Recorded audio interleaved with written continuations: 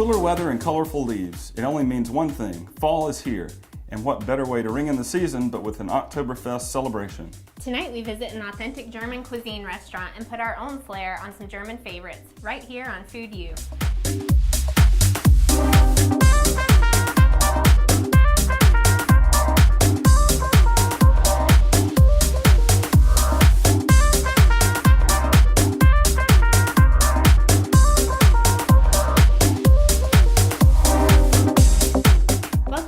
Episode of Food U. We're your hosts. I'm Christina.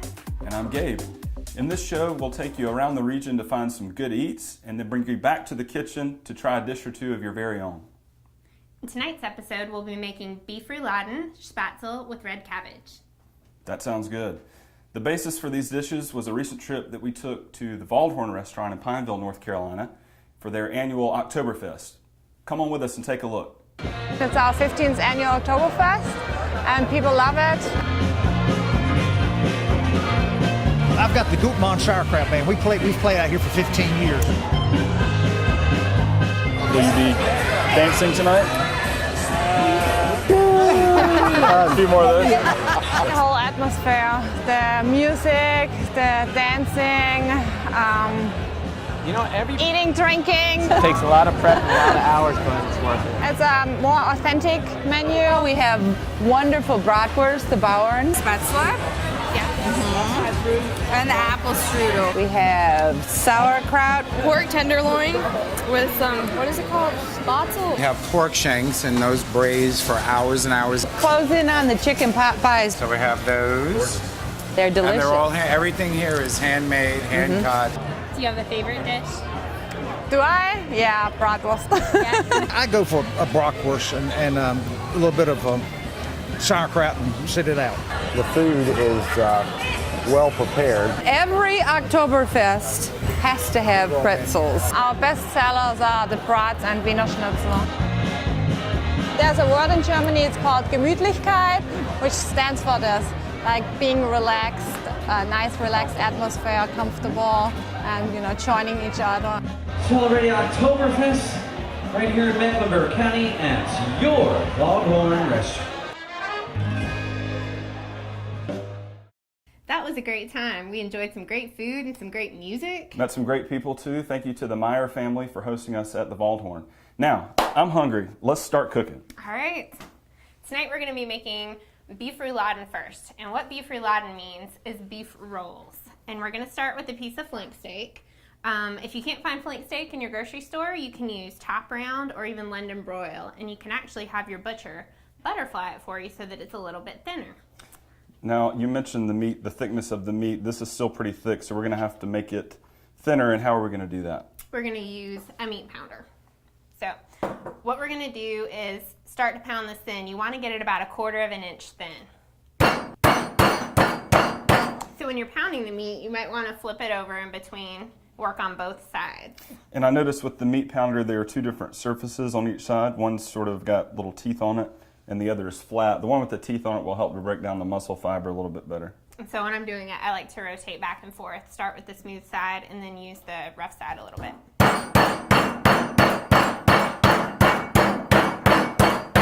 So once your meat's 1/4 inch thin, you want to take your knife and cut it into 4 pieces. And we're cutting it into 4 pieces because we're going to make 4 individual beef rolls. Yes, I like to cut it in half and then cut it in half one more time. And the size of your flank steak that you buy will dictate the size of your rolls. So just keep that in mind, however big you want the rolls. The meat is all pounded and thin. It looks great. Tell me what's going on with this other stuff. Okay, once it's thin like this, we're going to use stone ground mustard. Engelhofer is a favorite of ours. It's actually a German mustard, and it works great with this dish. And Gabe, if you'll grab that spoon, and as I put the mustard on, if you'll spread it thinly across each piece.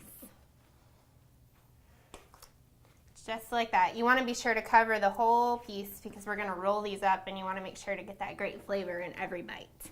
Now the good thing about all of these ingredients is that if you like one more than another, you can certainly add more. For instance, we could have added more mustard here. It's totally up to you, whatever your taste. It is. The key thing when you're cooking any dish is to make it yours. If you don't like mustard, that's okay. Try something else.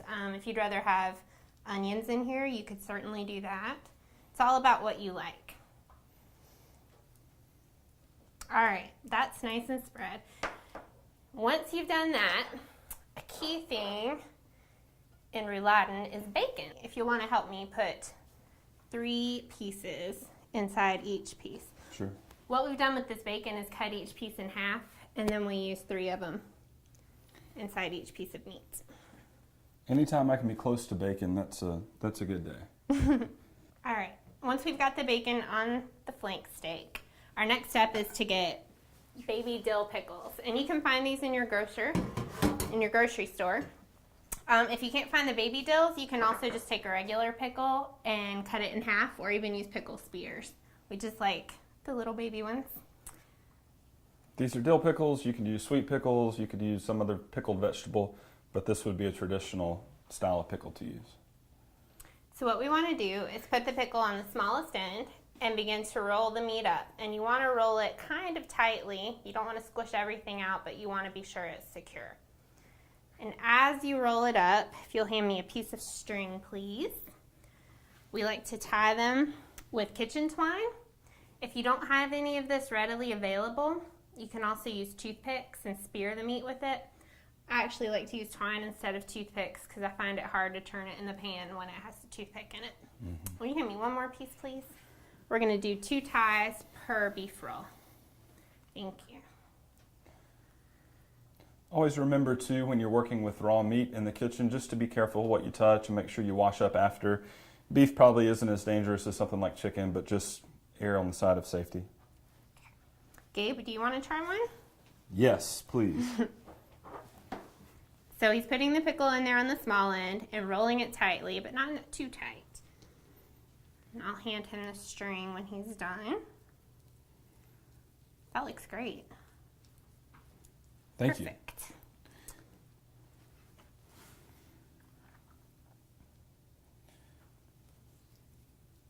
Yeah, I think the meat is nice and thin. It's good. Looks good. And you want to tie it tight enough to secure it, but not too tight.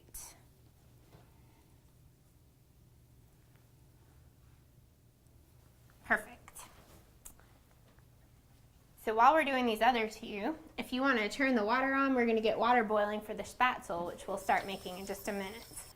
We're also going to add some salt to the water to season the water and bring out the flavor in the Spatzle. Yeah, Spatzle is kind of like Italian pasta. It's a dumpling, and it's made, you can make your own. It's made from flour, eggs, and water, or milk. Kind of like pasta, you can make your own, but it's easier to buy a package in the store, and you can dress it up kind of like you do with different pasta dishes. And that's what we're going to be doing tonight. We're going to mix it with some sauteed shallots, butter, and parsley. All right, these beef rolls look great. If you will take the lid off that pot and let's turn it on high, and we're going to add 2 tablespoons of oil to a very hot pan. 2 tablespoons is enough to coat the bottom of the pan. And there's a way to know when the pan starts to get hot. Christina, you can tell by the way the oil moves and the way it looks in the pan, right? Yes, it starts to get really soupy and it swishes around pretty easily. Well, it looks like the oil's hot enough, so we're going to move these over here and begin to sear them. Where the roll ends right here is called the seam, and I like to put that down in the pan first so that it sears in all the goodness in the middle and it doesn't leak out. There's 1, there's 2. You can hear them sizzle when they hit the hot oil. Christina, do you want to wiggle it a little bit so they don't stick straight away?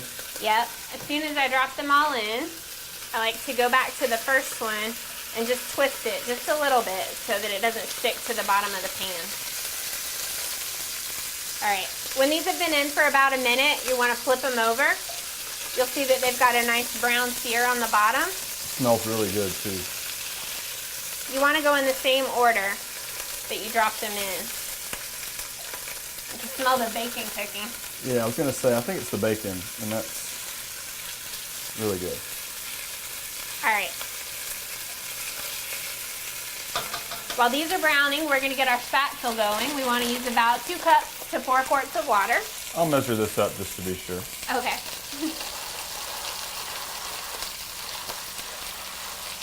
And it really does look and feel like pasta.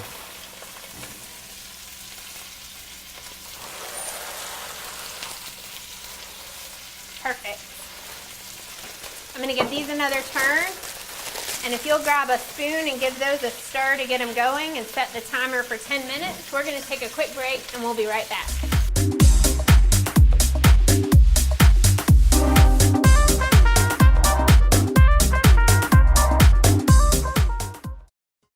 Your extraordinary future begins at Wingate University with more than 35 undergraduate majors and graduate and professional programs in the health sciences, business, and education.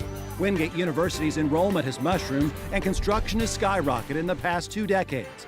And Wingate is the 6th best value in the South, according to U.S. News and World Report. Most importantly, Wingate graduates get jobs. They're working all over the Carolinas and the U.S. Major in a great life at Wingate University. Okay, we're back. These beef rolls are nice and brown, and what we're gonna do next is add 3 cups of beef broth. And this is gonna braise for an hour. We're gonna add 3 cups.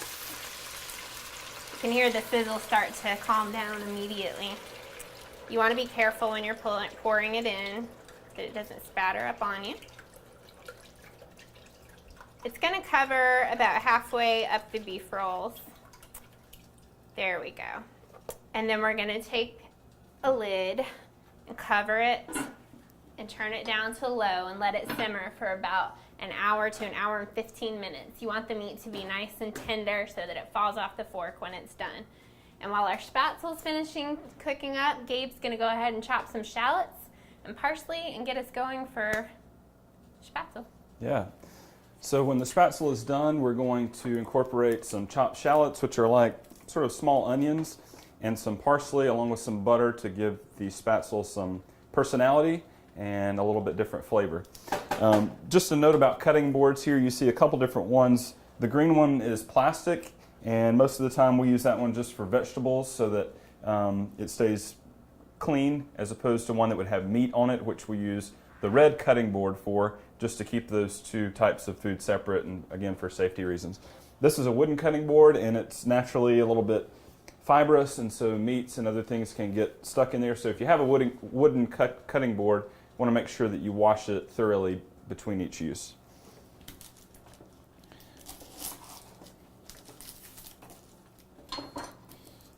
How are those spatzles coming? They're almost done. We've got about 5 more minutes. When these are done, I'm going to move them over to the sink and give them a rinse and drain them while we're working on that. So Christina, your grandmother has German heritage? She does. Both my grandmother and my grandfather come from German families. And I was actually talking to my uncle the other day, whose wife is German, and I was asking him about the beef rouladen and what his favorite version of the recipe was. And he told me this is actually similar to the one his wife makes. And he said it was a big family dish. So kind of like the American pot roast, it would be very common to find a German family having beef rouladen on Sunday after church. That sounds good. Yeah. So everybody around the world likes a good roast beef. Yes. All right, you can see the shallot is open now, and it looks like a red onion, like you would expect to see. The shallot has a little bit more mild flavor than a traditional onion would have. And do you cut it just like you do an onion? I do, yep. And of course there are various ways to cut onions, but usually just cut it in half to start to give it something to sit on, and then go from there into small-ish pieces. And the pieces will reduce in size when they get mixed up with the spatzle too once they start to cook. And you notice the way Gabe's cutting the onion, you want to be sure to keep your fingers curled in when you're working with the knife to keep from cutting yourself. That looks great. It's always easier to chop anything really when your knives are really sharp. So always remember to keep your knives nice and sharp. It also helps to keep the knife from rolling off whatever it is you're cutting and possibly cutting yourself. So, Christina, my eyes are starting to burn. Do you know of any tricks to keep your eyes from burning when it comes to onions and onion-like things? You always tell me to stick my head in the freezer. And you fall for it every time. It works.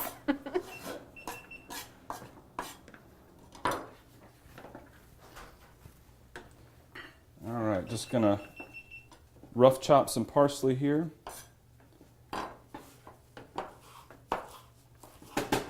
Spatzle's almost done.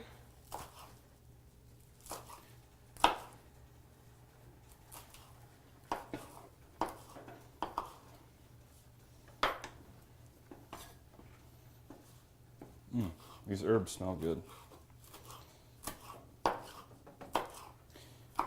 Herbs like parsley and rosemary and thyme, things like that, are really easy to grow on a back deck or a back porch at your house. They require minimal upkeep and attention and just some water every now and then. Our beef rolls have been cooking for about an hour and a half now, and they look nice and tender. You can use a fork or some tongs and you can kind of feel the ends of the beef start to fall off like a tender pot roast, and they're just right. So I'm gonna move these to the back burner and let them hang out for a minute, and I'm gonna get a large open pan, and this is what we're gonna make the Spatzle in, or dress it up. You need the butter first? I do. Well, you put 2 tablespoons of butter in the pan over medium-high heat.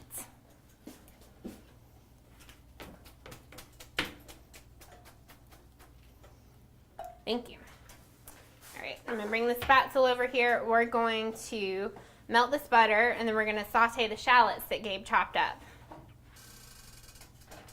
All right, the butter's nice and melted. Gabe, will you bring the shallots over here, or the cutting board?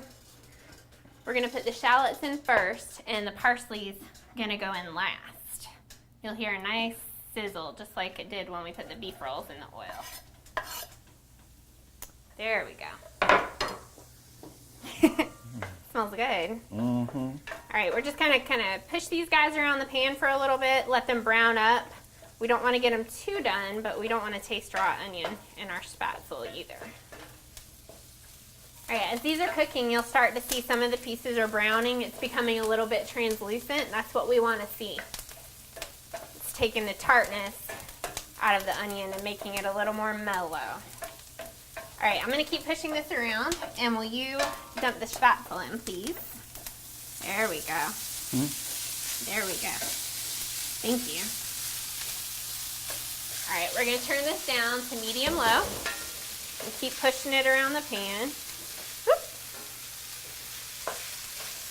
All right. And then Gabe, will you bring the parsley over and let's put that in? All of it? We're losing a little bit. Yeah. I'm here. All right. There we go. You just want to mix that up. Gives it some nice color. And turn it off. The nice thing about wooden cutting boards is you can also use them as a hot pad. So if you want to, Let me get the rest of this off. Clean that off, and then we'll set Maybe I'll this clean down. it off in here. Thank you. It smells so good. All right, this is done. We're gonna set this down to the side, and you can see our beef rolls are bubbling up nicely. I'm gonna move this to the front here. They look nice and tender. The broth is boiling. We're going to pull the beef rolls out of the pan and then use the leftover stock to make a gravy that's going to go over everything. Wow, those look good.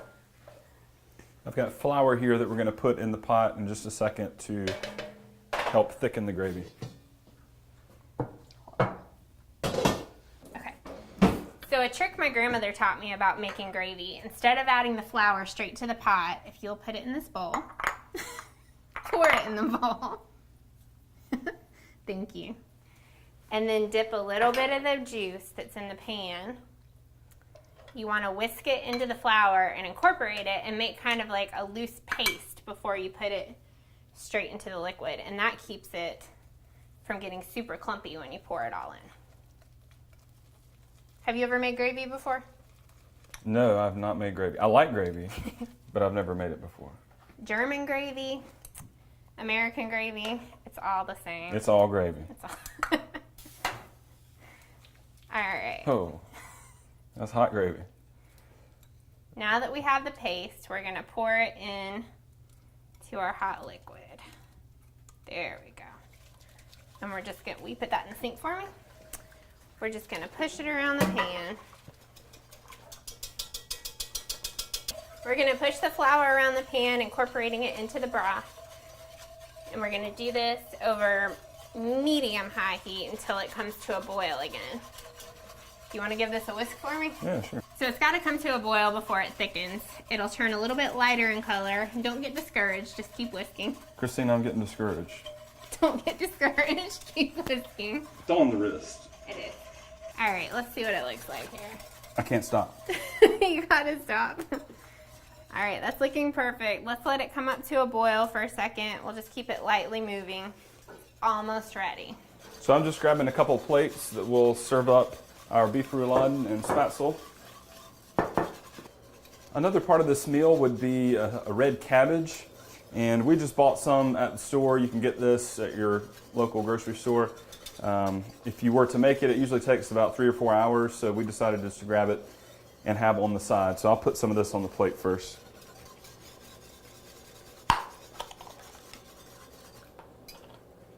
Gravy's bubbling up, getting thick. We're almost ready.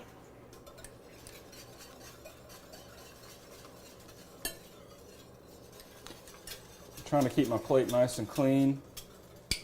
Not working out so well for me. This cabbage is a beautiful color.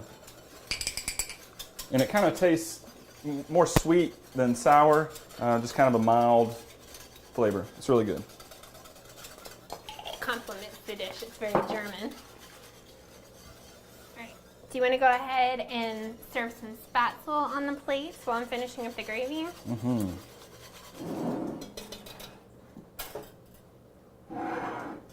We can put the beef rolls right in the middle. Yeah, here, let me put that right in the middle. And Gabe, will you cut the strings off of those? You want to remember to cut the strings or pull the toothpicks out before you serve them to anybody. Kitchen shears. Always make sure your hands are clean when you're working with food. All right, the gravy's done. Are you sneaking a bite? I was trying to. Okay, go ahead. And the gravy's done, so while Gabe's sneaking a bite, we're gonna get ready to pour it over the rouladen. And you can pour it over the Spatzle, or you can just have it on the side and let it soak it up. Will you bring that over here and hold it while I ladle the gravy? There we go. That looks delicious. That's enough. Perfect. There we go. All right. Planning your next step in life? Come complete your education in a dynamic, caring environment at Wingate University.